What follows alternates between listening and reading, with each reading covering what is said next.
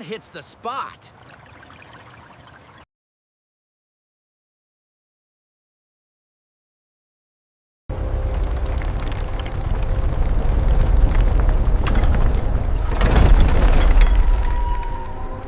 Open sesame. Agaya. Namaste. I'm here at the Gardner Hill Insane Asylum to find out how the inmates get R and rrrr. Ahoy there, friend. How do you get R&R in this dreadful place? I'm a pumpkin over and over again. I'm a pumpkin over and over again. I'm a pumpkin over and over again. So, what's your favorite video game? I'm a pumpkin. I'm a pumpkin. What's your favorite band or movie to relax to? I'm a pumpkin. I'm a pumpkin.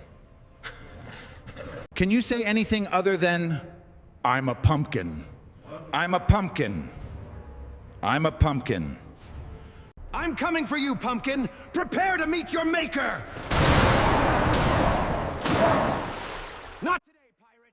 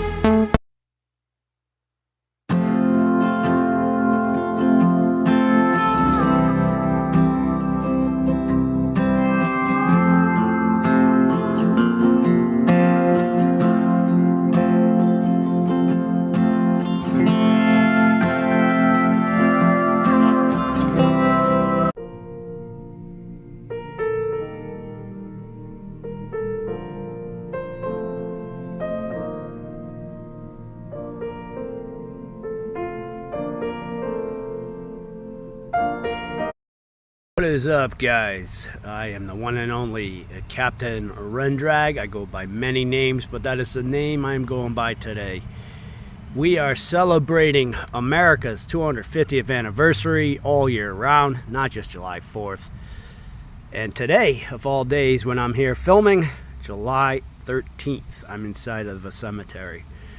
I got some stories to tell you guys about this place. I figured this would go out really good on the Clowning Around show. So the Captain R.And Rrrrrr wants to know, what do certain people do for fun and hobbies? Mine, I am a historical guy. I like to visit historical places, paths, cemeteries, buildings, you name it. I love history. I'm also a paranormal investigator. I love to investigate the unknown. And I'm also into professional wrestling. Those are my biggest hobbies as we stand right now. I used to be a toy collector and comic collector, but after so many years of doing that and getting drained, it's just not worth it. I'd rather have the memories and the knowledge of the history and the people before us, because honestly, all that stuff that they had, we have now, right? They're antiques if they weren't thrown away. But that flag right there actually says 250 in front of it. That means that the person that is under there, unfortunately, it looks like someone stole the headstone, was a Revolutionary War either soldier or some way or shape or form part of the forming of this country. I don't see any military markers. That doesn't mean there isn't any. Someone could have stolen them. But that is a 250 right there. I'm actually very honored to be alive during this. I wasn't able to celebrate this year. I was working, but I'll celebrate my own way, you know, and hopefully in 25 years I'll be able to do the next one. So let's see what happens from there. I would take my hat off, but I've been riding all day through some of these paths and everything on the hiking path. It felt good to get out in this nice weather and take the bike out. Really did feel good. I'm going to do this a little more this summer. my employment's changed, so I will be able to hit outdoors that I love. Good story about where I'm at. You know, this is a very old cemetery, and I know a lot of times I like to circulate back to this place, investigate it, and really torture the heck out of the souls in here. But this cemetery has been part of my life since I was a teenager. Little story. I used to actually bunk school in here. Not the one across the street. That's by the middle school. And this one. I stumbled across this cemetery with my friend at the time, Josh Dolan. I didn't even know this was back here. He showed me. It was kind of his hangout. And I adopted it afterwards. There's a lot of cool historical folks in here, from Civil War artillery stuff to Rev War to even members that were at the Payne House down the road, buried inside of here. It's cool. I mean, I got a good story for you, and this is going back yonder when I'm in my 20s.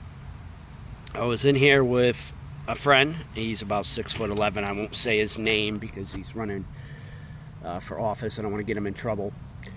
And my cousin at the time, we had come down here in a gray vehicle. It was called a Honda Civic or something like that.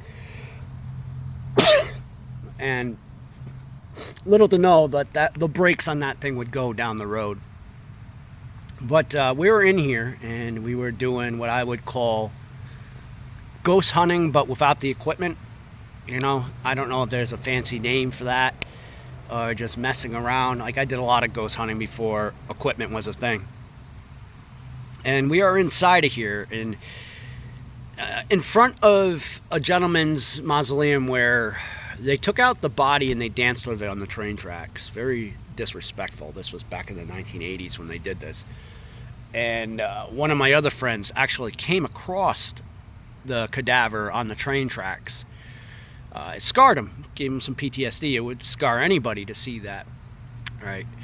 But one of the days we were out here doing the investigation, and we stopped in our tracks on this road because, unfortunately, this cemetery has had the, the habit of having homeless people in it. Cemeteries usually do. It's not something that's a shocker. If it's in the woods and has covering, the homeless will find a way in there. If they can stay quiet, they'll stay there for a while. So we thought nothing of it. We thought it was a homeless man just sitting there, and had a brown, looked like a brown tuxedo and a brown top hat. None of us could make out the face. Excuse me, guys. None of us could make out the face. It was kind of blurred out.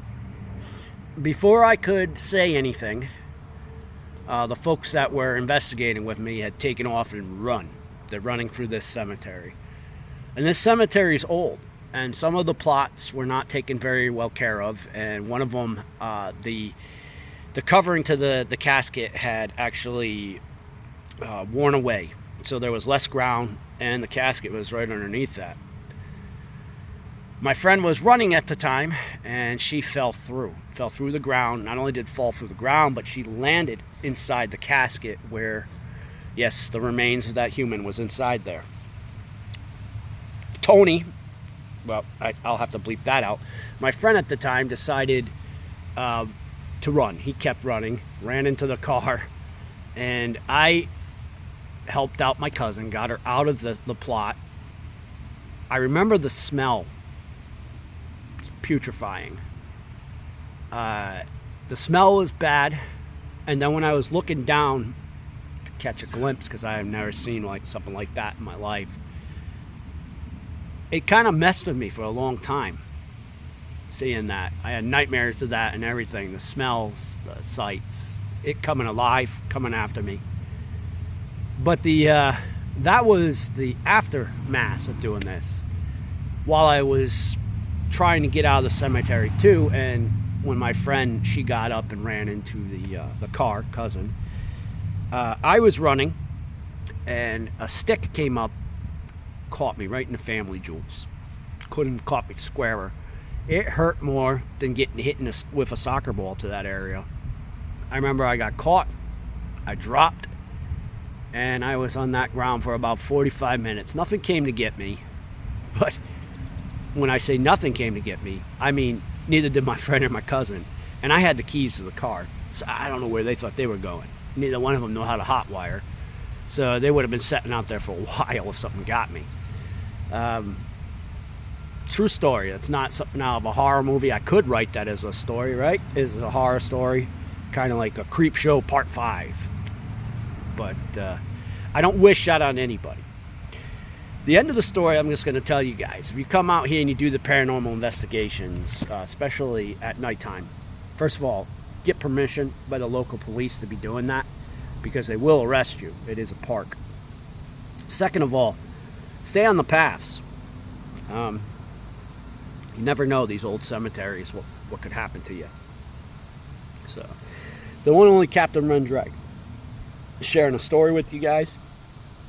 Facts, not fiction. Remember, I love to hate you and hate to love you.